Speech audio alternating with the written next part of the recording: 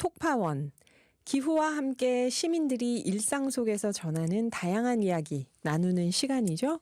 오늘 사연은 초코맘 님이 보내주셨습니다. 제목, 파리 협정 탈퇴를 또 해요?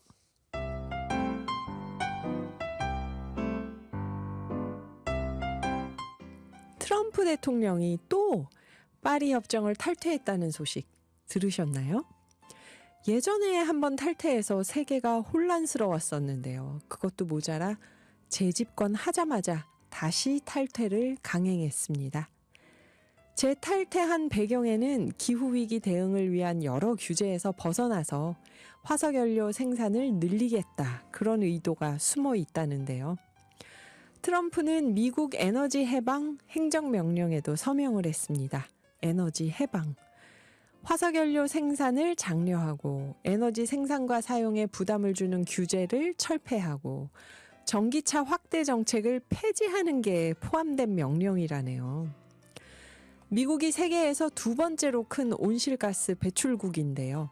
그만큼 기후위기에 대한 책임도 큰 나라잖아요. 미국도 안 지키는데 우리만 해서 소용이 있나? 이런 생각이 퍼질까봐 걱정됩니다. 파리 협정은 지구 평균 기온 상승을 산업화 이전과 대비해서 2도씨 이하로 제한하고 온실가스 배출을 0으로, 제로로 줄이는 것을 목표로 하는 협약입니다. 각 나라가 5년마다 국가 온실가스 감축 목표 NDC를 세워서 보고해야 하는데 올해는 특히 2035년까지의 NDC, 국가 온실가스 감축 목표를 제출해야 되는 중요한 시점이라고 하네요. 트럼프는 파리 협약 이행이 미국 경제에 부담을 준다고 주장하지만 이건 좀 단기적인 계산 아닐까요? 지난해 세계기상기구 WMO가 발표했듯이 지구 평균 기온이 이미 산업화 이전 대비 1.55도씨나 상승했습니다. 이제 먼 미래의 문제가 아니라 지금 바로 우리 눈앞에서 벌어지는 일인데요. 최근 로스앤젤레스에서 발생한 역사상 최악의 산불도 기후위기가 큰 원인이었다고 하는데 이런 상황에서 경제만 챙긴다고 해서 과연 그 경제가 챙겨질까요?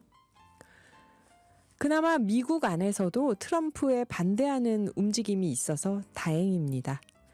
캘리포니아, 뉴욕 이런 주요 주 정부와 애플, 구글 같은 대기업들이 우리는 여전히 파리 협정을 지키겠다 하고 행동에 나서고 있네요.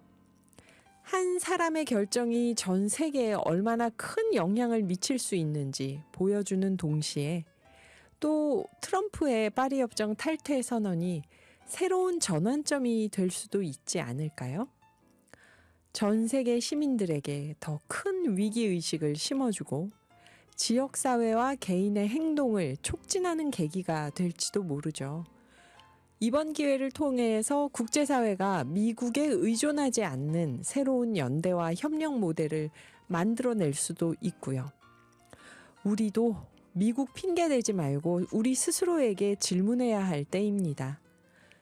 기후위기 속에서 무엇을 할 수 있을지 말이에요. 쓰레기 줄이고 에너지 절약하는 것부터 정치와 정책에 목소리를 내는 적극적인 행동까지 트럼프 같은 지도자가 발목을 잡더라도 결국 역사는 시민들의 행동이 만들어가는 거니까요.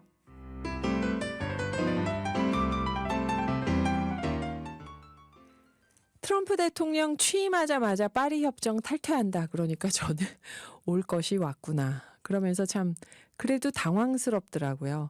이런 결정 아쉽지만 미국 내에서도 파리 협정을 지키려는 움직임이 주 정부나 대기업 간에 있다고 하니까 한편으로는 다행이고요. 저는 초코맘님 사연 중에서 이번 기회를 통해서 국제사회가 미국에 의존하지 않는 새로운 연대와 협력 모델을 만들어낼 수도 있지 않을까요? 이 대목이 참 마음에 와닿았어요. 정말 그렇게 해서 기후위기 대응이 잘 됐으면 좋겠습니다. 미국 대통령이 무엇을 어떻게 하든, 그쵸? 사연 보내주셔서 감사합니다. 초코맘님. 새해부터는 오늘의 기후에서 지역별 기후 톡파원을 모집합니다. 살고 계신 지역의 기후변화 상황, 웃지 못할 에피소드, 살아가는 이야기 뭐든 보내주시면 되는데요. 수원, 성남, 고양, 뉴질랜드, 밀라노 이런 식으로 맡아주실 지역을 짧은 문자 50원, 긴 문자 100원의 정보 이용료가 있는 샵 0999 문자로 보내주세요.